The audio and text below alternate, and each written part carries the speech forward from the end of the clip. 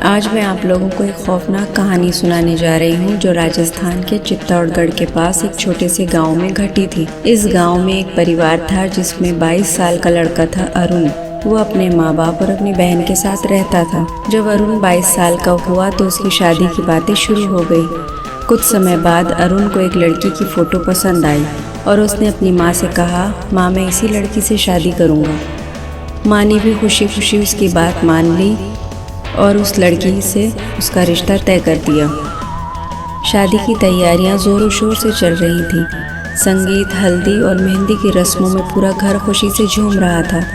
अरुण बेहद उत्साहित था। उसकी शादी का दिन करीब आ चुका था। आखिरकार बारात लड़की के गांव पहुंची और धूमधाम से शादी संपन्न हुई। अगले दिन विदाई की रस्म के बाद अरुण की नई दुल्हन को डोली में बिठाकर ससुराल ले जाया जा रहा था।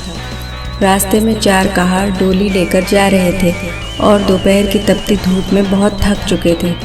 तभी उन्हें एक पुराना बरगद का पेड़ दिखा। उन्होंने सोचा कि पेड़ के नीचे कुछ देर आराम कर लेंगे। डोली को पेड़ के नीचे रखकर वे पानी पीने लगे और अपनी थकान मिटाने के लिए वहीं सो गए। लेकिन तभी कुछ अजीब घटना घटी। बरगद के पेड़ के नीचे अचानक हवा में सरसराहट होने लगी, जैसे कोई छाया तेज़ी से हिल रही हो। डोली में बैठी दुल्हन शांत थी, लेकिन उसके चारों ओर एक अजीब सी सिरहन फैल गई। कुछ देर बाद कहार उठे और डोली लेकर आगे बढ़े। दुल्हन को अरुण के घर पहुंचाया गया। लोग 4 के बाद रात को अरुण अपनी दुल्हन के साथ कमरे में गया। वो बहुत खुश था और अपनी नई दुल्हन से बातें करने लगा।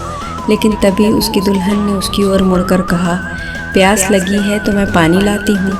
अरुण ने उसे रोकने की कोशिश की, लेकिन दुल्हन ने कमरे में रखे घड़े की ओर देखा और बिना अपनी जगह से उठे अपना हाथ लंबा किया और इतनी दूर से पानी निकालकर अरुण के सामने रख दिया। अरुण ये देखकर चौंक गया, लेकिन उसके चेहरे पर हैरानी और डर तब और बढ़ गया जब उसने देखा कि घड़ा जमीन से कुछ इंच ऊपर हवा में तैर रहा था। घड़ा धीरे धीरे अपने आप अरुण के पास आ गया और बिना किसी के छुए ही उसके सामने लटक गया। अरुण कांपते हुए पीछे हट गया, लेकिन उसकी दुल्हन ने ठंडी आवाज़ में कहा, पानी पी लो, तुम प्यासे हो ना। यह देखकर अरुण के शरीर में झुरझुरी दौड़ गई। उसे लगा कि कुछ गलत है। उसकी दुल्हन का चेहरा धीरे धीरे बदलने लगा। आंखें सुर्ख लाल हो गई और चेहरा विकृत होकर किसी भयानक छाया में बदलने लगा। अरुण बुरी तरह डर गया और भागने की कोशिश करने लगा, लेकिन तभी दरवाजे की कुंडी अपने आप बंद हो गई। उस चुड़ैल ने अपने असली रूप को धारण कर लिया और अरुण की ओर बढ़ते हुए बोली, तुम मुझसे नहीं बच सकते। अरुण ने कांपते हुए पूछा, तुम कौन हो? चुड़ैल ने हंसते हुए कहा, मैं वही हूँ जो इस बरगद के पेड़ के नीचे रहती थी। वो अरुण से कहती है कि अब तुम मेरे पति हो और मैं अब हमेशा तुम्हारे साथ रहूँगी। कई साल पहले मुझे मेरे पति ने धोखा दिया था और इसी पेड़ के पास मार कर डाल दिया था। अब मैं हर उस दुल्हन के अंदर समा जाती हूँ जो इस पेड़ के पास से गुजरती है। अरुण ने डरते हुए कहा, तुम्हें मुझसे क्या चाहिए?